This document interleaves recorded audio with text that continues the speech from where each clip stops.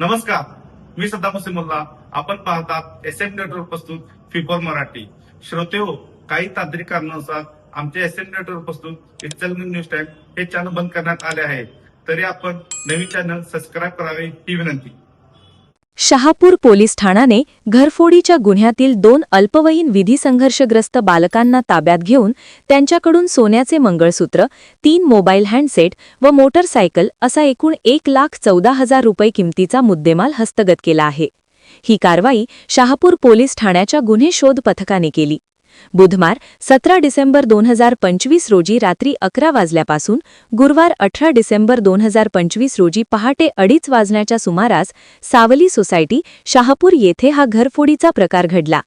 फिर्यादी महेंद्र छेडी यादव वय 48 हे पत्नी समवेत झोपलेले असताना त्यांच्या पत्नीने गळ्यातील सोन्याचे मंगळसूत्र उशीजवळ ठेवले होते. याचवेळी घराच्या ग्रिल नसलेल्या स्लायडिंग खिडकीतून घरात प्रवेश करून अज्ञात चोरट्यांनी मंगळसूत्र व मोबाईल फोन चोरून नेले. या प्रकरणी शहापूर पोलीस ठाण्यात गुन्हा दाखल करण्यात आला आहे.